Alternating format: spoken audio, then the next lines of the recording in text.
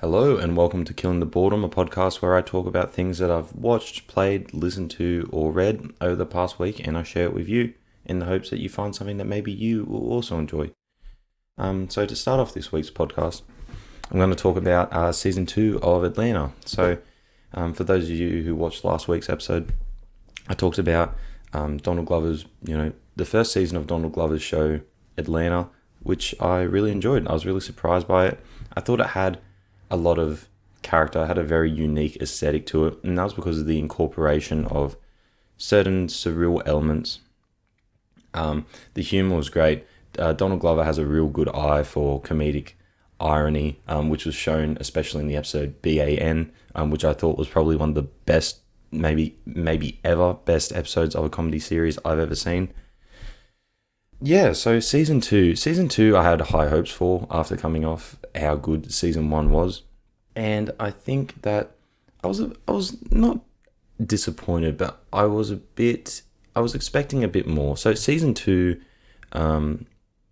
it follows the same story of Donald Glover's character, Ern, trying to be a manager and help his cousin Alfred, known as Paperboy, who's a rapper, help his cousin rapper Paperboy rise up the ranks in the Atlanta rap scene and make a name for himself. So season 2 follows on from that, but there's a bit of season 2 is a bit different. So it's subtitled Robin Season. So each episode has some sort of element that is related to some sort of thievery or robbery, and it's a lot darker. This season is a lot darker, and I felt like whereas the first season was more about the story was a vehicle for the characters to explore certain themes and then certain ideas, especially race and class. In season 2, I feel like the story it is definitely more prominent and it's more important in terms of the characters. There's definitely episodes that sort of derail from the story and are used more as a way to explore certain ideas. In particular, like Teddy Perkins is a great example of this. Teddy Perkins doesn't really have a lot to do with the story that's being portrayed in Atlanta, but it is definitely approaching and trying to give analysis of the same themes. And I won't ruin Teddy Perkins. It's a really good episode, very unsettling, but also very funny. I think it's probably maybe the second best episode behind BAN. That was a highlight of season 2 for me, Teddy Perkins, absolutely for sure. You've probably seen maybe memes of it on the internet, because when the episode came out, it was quite viral for reasons I won't go into because I don't want to spoil it. But yeah, but apart from episodes like Teddy Perkins and Barbershop, a lot of the episodes are advancing the plot and trying to explore how Paperboy is trying to, bring his name up in the rap game. So season 2 is a bit more story oriented than the first season, and I thought that was a good thing, because it allowed for us to, these characters that we're attached to, it allowed for us to see them progressing towards their goals and grow. But there were some things about season 2 that I didn't like. I feel like the way I enjoyed how it was a bit more dark. I thought that was an interesting turn for the series. The first season wasn't too heavy, but the second season definitely is a bit more darker. But I feel like with that, there was also a toning down of the comedy. And I thought that the comedic... Atlanta has such a high comedic value. It is such a funny show. And there are so many times in Atlanta where I was literally laughing out loud. And I'm not one person to really laugh out loud when I'm watching a movie or a TV show. I might do like a exhale through my nose if I think it's funny. But usually for something to make me laugh out loud, it has to be really fucking funny. And Atlanta got a lot of genuine laughs from me, but I didn't feel that it did as much in the second season. And that was disappointing. I feel like that was intentional, though, to complement the darker vibe and aura of the second season. And I feel like there were still comedic, like comic moments, but it was a lot more subtle. And with that, they also toned down a lot of the surrealism that I really enjoyed in the first season, and which I thought made the first season so unique. There are still surreal elements, but they're not as apparent, which, I don't know, I found it a bit disappointing, because look, Atlanta's great, but it's these surreal elements that really just make it so much more unique than other shows. And I feel like without that, it's kind of stripping a bit of Atlanta's essence. This isn't to say that I didn't enjoy season 2. I did. I thought there were some very good episodes. And I thought that it was much more potent in the way that it explored issues of race and class, and especially money. Towards the end, the last few episodes, the last 3 or 4 episodes, they are very, very potent in the way they talk about money and as well as class, and just the struggle of African Americans to really make a name for themselves, and how, systemically they are kept down. And I thought those were really interesting. I hope that in season 3, perhaps, they can find a middle ground where they can, still keep some of the dark elements, but also keep some of them more, get back to being a bit more surreal and a bit more comic. But, season 2 was still great. Chris Davis as Tracy was fucking hilarious. He was good. Despite season 2 not being as funny as season 1, I thought that he consistently provided some really good laughs in this season. And I hope that he's in season 3. I don't know if he will be, but he was really fucking funny. He was great. The rest of the cast was great. Like Lakeith Stanfield was great as always. He is kind of the main character of the Teddy Perkins episode, which I really enjoyed. Donald Glover I didn't really like the turn that his character made. I'm not going to spoil it, but I felt like he was a lot more selfish in this season, and I didn't really like it. I thought that, I don't know, I just didn't like the way that his character was acting in a lot of this season. And Zazie Beetz wasn't in this season a lot either, which was kind of disappointing, especially towards the back end. She was barely in it. She was in like one of the final maybe 5 episodes. I'm looking at it now. She was in one of the final 4 episodes, and not for very long at all, which is disappointing because I think she's always been very good in this show. Brian Tyree Henry was also great in this season, whereas I said that probably Lakeith Stanfield was the standout of the previous season. Brian Tyree Henry for me was a real standout of this season. There was some really good character moments for him, I thought, and in particular one episode in this season which kind of just focused on him. But yeah, there's not much else I really have to say about this season. As I said, it's not as good as the first season. It is still good, but I hope that, I think it's just a balancing act that they need to work on a bit harder in season 3. I would like to see them go a bit back more towards the vibe of season 1 and the sort of atmosphere of season 1, where it's a bit more surreal and a bit more comedic. But if they can still incorporate those darker elements, I would really enjoy that too. And yeah, that's about it for Atlanta. Now I'm going to go on to talk about clipping again for the 3rd week straight. So last week I said that I would probably do There Existed an Addiction to Blood this week, and next week I would do Visions of Bodies Being Burned.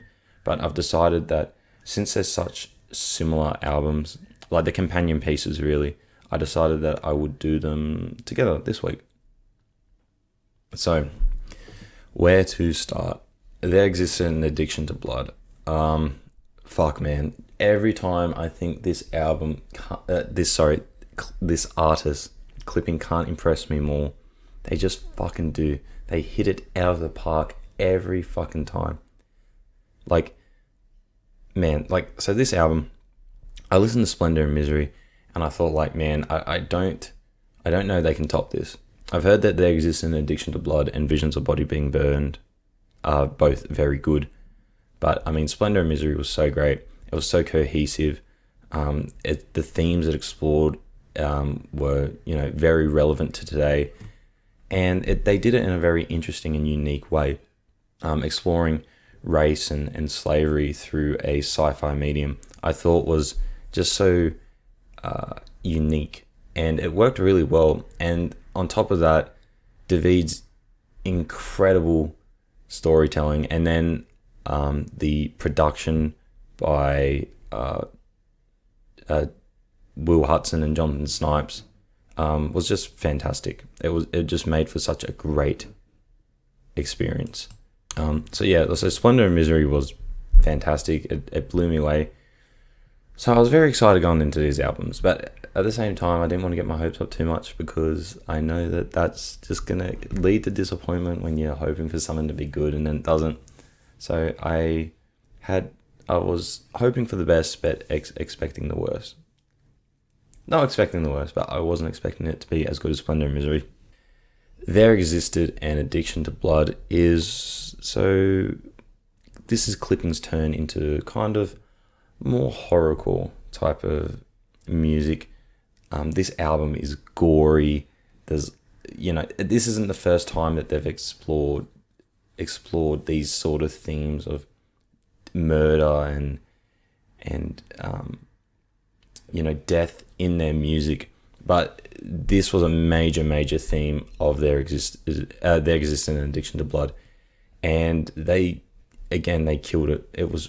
That was fucking an incredible album. There were so many moments on this album that were just like a jaw-dropping, like, holy fuck, I can't believe they did that.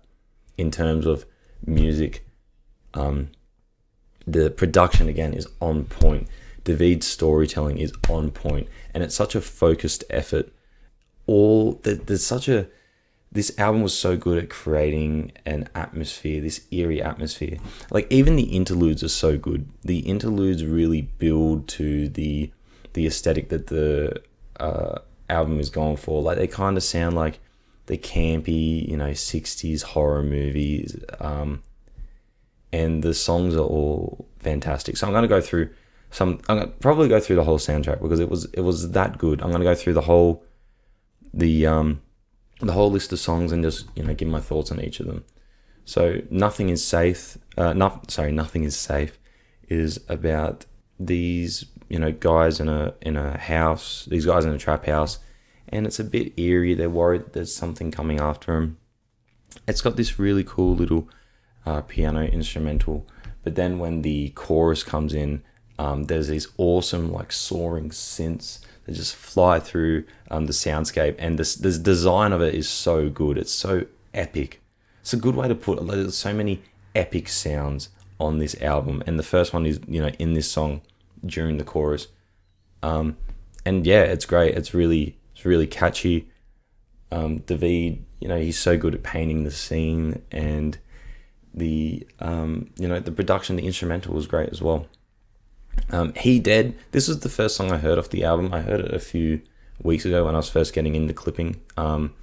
This and Story 7 were the only songs off this album I'd previously heard. He Dead is great. So it's like Nothing is Safe. It kind of takes this scary approach. Whereas Nothing is Safe is a bit more supernatural. This is something that's a bit more grounded. It's framing police officers as kind of these monsters that are going to come and get you. And there's a great hook by Ed Balloon. And the synths in this thing are so eerie and creepy, and they're just so haunting. And then moving on from that, we have La Mala Ordina. And this song, I was, the drums kick in at the beginning. I was like, okay, this is pretty, I like this. And David's raps are so good. There are so many like quotable lines, like talking like, crack is what a skull do. I was like, oh, that is just so fucking good. Yeah, so then the beat started kind of comes in a little bit, like there's a little bit of a synth line. And it's, it's a bit subtle. The drum beat kind of drowns it out more than anything. And then there's this moment where this big bassy synth just cuts through, and it is so fucking cool. It is such a heavy beat. It's hard as fuck. I loved it. And that was probably the first like wow, holy fuck moment on this album for me. Like that really had me head nodding and shit. That shit was so fucking cool. After La Mala Ordina, we have Club Down. And this is one of the scariest sounding songs on the album. It's very loud, sampling these sounds of screaming from pain. It's a very fucking unsettling instrumental. But it adds to this eerie, scary aesthetic of the whole album. This song's not a casual listen. Whereas I think like La Mala Ordina, you could like enjoy it, apart from the 2 minutes of noise at the end. You could probably enjoy it as a hype song, as a gym song, maybe. Just to appreciate the beat. In La Mala Ordina, you don't need to like listen to the lyrics. You can just enjoy it. But Club Down, like the lyrics are dark, and the beat, the sample of the person screaming is just so intense. It's definitely not a casual listen. Great song, and it definitely suits the aesthetic that the album is going for, but it's not a casual listen. Run for Your Life. This might be my favorite song off the album. It might be my favorite clipping song ever. It is fucking unbelievable. So again, it still has that horror aesthetic. It's scary. It's about this guy who's stolen drugs and he's on the run, and it's the middle of the night. And David's so good at like painting this scene of it's the middle of the night and there's no one around. It's silent, and it's about this guy, and he's trying to hide from these people who are coming for him. And because he's trying to be silent, there's not really much of a beat. The only sound is like sounds of dogs barking or his footsteps. But apart from that, it's very quiet. He's rapping over not really much. But then through the earphones, you hear like a car coming up. It's approaching from the right, and you can hear a beat playing out the window. And the beat syncs up with David rapping, and it is just so fucking... This was another one of those like jaw-dropping, holy fuck moments. It was just so unbelievable. Hearing this car drive up and the beat playing, and it syncs up with David's rapping, and then it drives past and goes away. And then it's back to silence until another car comes by. And obviously these are the cars that are searching for the character David is rapping about. And every time that the cars approach, they're playing a beat. And I think there's 2 different beats that they play that sync up with David's rapping. It's really fucking cool. I think this is one of their best songs. It's so inventive and just so creative. I've never heard anything like that before.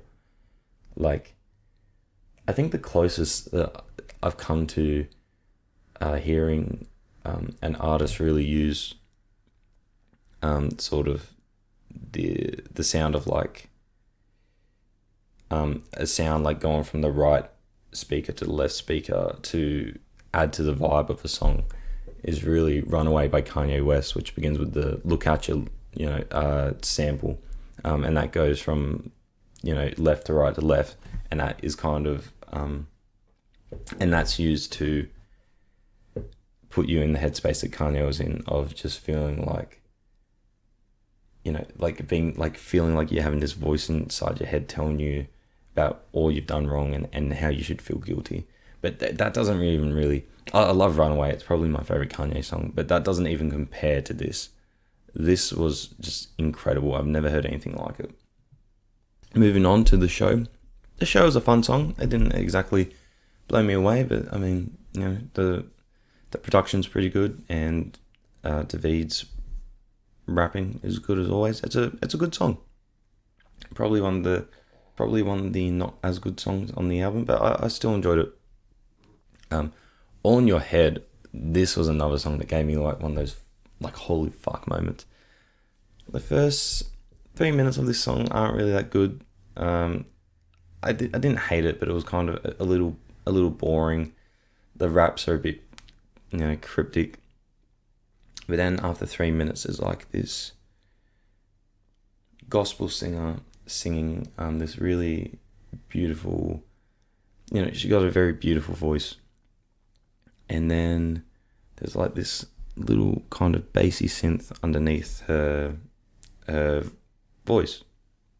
And it's getting louder and louder as her voice is getting more and more powerful, and as she's getting more and more into the song, until this synth is just like this distorted synth is just breaking through the vocals, and it was so fucking cool. I loved it, and I've never heard anything like that in a rap album before.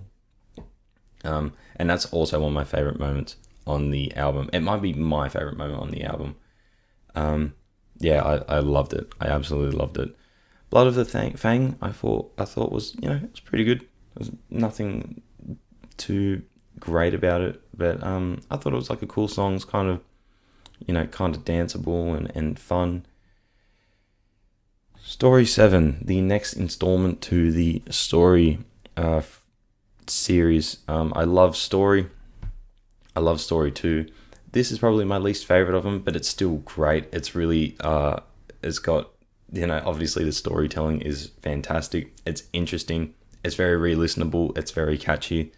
But unlike Story 1 and Story 2, it's got more of a supernatural twist, which I won't ruin, but it was really fun. I like Story 7.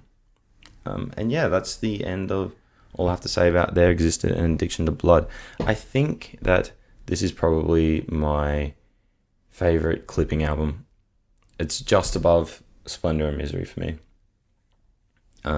Visions of Bodies Being Burned, I didn't like as much as There Existed an Addiction to Blood. I don't think that's a popular opinion. I think people think Visions of Bodies Being Burned is generally the superior album, but I disagree. Visions of Bodies Being Burned is still great, but I'll go over right now what I thought about it and why I didn't like it as much as There Existed an Addiction to Blood. So, Visions of Bodies Being Burned is the companion album to There Existed an Addiction to Blood. So when they were making the songs for There Existed an Addiction to Blood, they realized that they had enough for 2 albums. So Visions of Bodies Being Burned was, that's how it was made. And then they spent time separating them into the 2 albums. And you can tell, like, while these albums are both similar in that they both are kind of like horrorcore, I would say that Visions of Bodies Being Burned is a lot more supernatural than There Existed an Addiction to Blood. There's also a lot more, I would say, like noise and industrial sounding production in Visions of Bodies Being Burned. I think I enjoyed There Existed an Addiction to Blood a bit more because it focused more on while there were some supernatural elements, it focused more on, it created horror out of some actual, like, real life scenarios, like He Dead creating this, this horror story about, police hunting people down, or similarly Club Down is about, it's got this horrifying, like absolutely terrifying beat, and it's got, it's got that horror aesthetic, but it's still a grounded story, and it's about street life and drug addiction and stuff like that. Whereas Visions of Bodies Being Burned had a lot more songs that were more supernatural. There were a few songs that were retellings or like a different take on a book or a movie or an urban legend. Like Say the Name is about Candyman. 96 Nev Campbell is, about Scream, obviously. Something Underneath is, I read somewhere in the subreddit said it was about this fantasy book series, which I haven't read, but a lot of people seem to agree. She Bad is about, the Blair Witch, or it seemed very similar to Blair Witch, like inspired by it. So yeah, there's a lot of influences from supernatural stories in this album. So I'll just go over the tracks now. Say the Name, as I said, it's about Candyman. I thought it had like a groovy beat. I thought it was pretty catchy. 96 Nev Campbell, I really enjoyed too. The sample is awesome. The feature is awesome. It's energetic. I loved it. Something Underneath I really liked. It has like this really energetic chant by David, down, down, down. And it's really cool. I liked it. It was a very fast song, very energetic. I liked it. It didn't blow me away, but I really enjoyed it. Make Them Dead, I wasn't a massive fan of this song. It's very noisy. Like, there's a lot of white noisy kind of synths playing, and then there's this chant, and I didn't think it was... Conceptually, the song was interesting. It was kind of about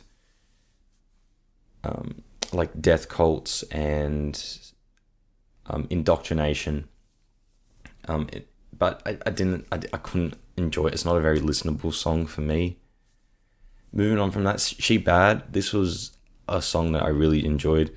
One of the songs where David's storytelling is top tier. Again, the production is awesome, sampling stuff like Rusted Gates, Moving. I thought, yeah, this song was great. It says about it's kind of like the Blair Witch. It's about this ghost in the woods haunting, and then there's these teens that go into the woods. Good song. I really enjoyed She Bad. Paint Every Day. This was great also. The beat, the flow, David's flow in this is so great. It's a very frantic and not frantic, sorry. It's a very... I just enjoyed this song. It's got a great beat. David's flow is great. His storytelling's great, and the production is great as well. Especially towards the end, after David's done rapping, there's like a beat breakdown, and it's really cool. It's really fucking cool. The outro for this song is sick. Check the Lock was, I thought it was fun. It was fun.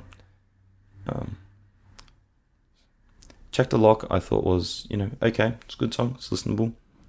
Looking Like Meat, I didn't really like. It was a bit too abrasive for me. Eaten Alive, I also wasn't a big fan of. I thought the beat was a bit too bare for me. Like, it's a lot of sounds of like metal, and there's not... I mean, I got to commend David's rapping skills over this beat, because there's not a lot to rap over. And it's a long song. It's like 5 minutes 40. It was just a bit too long for me. I wasn't massive on it. The beat for me was uninteresting. Like, the idea of what the beat was interesting, but the beat itself I didn't think was interesting. Moving on from that, Body for the Pile. This is probably the best song on this record. I loved it. I love this song. Again, David's storytelling and world building is on par. He's just painting these scenes of where something's already happened, and he's just painting the aftermath, and from that you piece together what has happened. Similar to Inside Out, where he just paints, he just describes the scene, what it looks like, and then from there you can piece together what's happened. And I love that. I think it's very original. It's very creative. But he does that here again in Body for the Pile, over this beat, which is getting quicker after each verse. It's getting quicker, and it's such an anxiety-inducing beat. There's a sound of sirens playing as well in the last verse. When Clipping have a siren in their song, it's gonna fucking bang. You just know it's gonna fucking bang. It's a guaranteed banger. But yeah, this song's great. And then Enlacing was a change of pace. It was like cloud rap. It had like this sample that was kind of just in the background. It was like floating. I enjoyed this song. It's very different to a lot of the other songs on the album, and it's got like some really, it's like a very trippy song, and the lyrics are also very surreal and trippy. I enjoyed it. I enjoyed this song. But overall, I didn't think Visions of Bodies Being Burned was as good as There Existed in Addiction to Blood. First of all, because I thought There Existed in Addiction to Blood, it was a bit more, there were a lot more songs that were like a bit more out there and a bit more exciting for me, like La Mala Ordina, like the beat on that thing is fucking insane. Run for Your Life, like how creative that was. I didn't think there was anything on Visions of Bodies Being Burned that reached that level of creativity for me. And in addition, I thought that there were some songs on Visions of Bodies Being Burned that I didn't like at all. Like Make Them Dead, I didn't interest me. Looking Like Meat wasn't great either.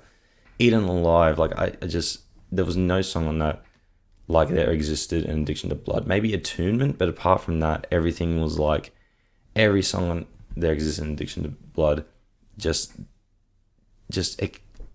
it kept, whenever I thought that, okay, I don't think it can get much better than this, it got better. Like after La Mala Ordina, I was like, wow, man, this album, surely it's got to peak soon. And then Run for Your Life came. I'm like, okay, surely that's got to be the peak.